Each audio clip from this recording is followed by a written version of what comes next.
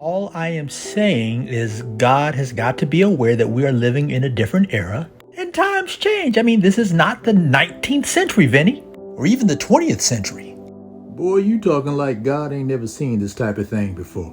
All this free love, people sleeping around with any and everybody. This type of thing been going on since Moses was in diapers. And even way before then. His word still remains the same back then as it does now. Man, woman, marriage, then sex. Anything else is out of alignment with his word and is a sin. So, like, what? I mean, what? How?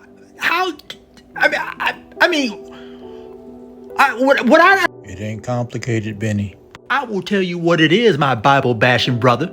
Impossible. Uncle Jack was hopping from woman to woman all the way up until the day he died, which is probably why no woman wanted to marry him. And Cousin Sweet Pea been in Camp Barbie instead of Camp G.I. Joe ever since he could walk. We are who we are. It's next to impossible to be anybody different. How do you get to the top of a mountain? Not a trick question. Do y'all climb it, Vinny? Do y'all climb it? Excellent. Could you climb one today? No. Why not? Oh, maybe because I've never climbed one before, wouldn't know where to begin, what equipment to use, how to breathe when the air gets thin, and a million other things that I would need to know. So you're telling me it'd be pretty hard for you to do? It would be next impossible for me to do, that's what I'm telling you. What if you had proper training?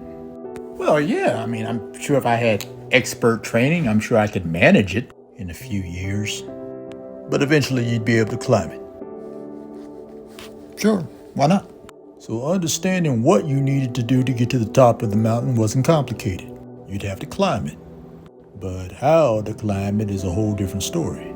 For that, you would need expert training. And it would take time, considerable time.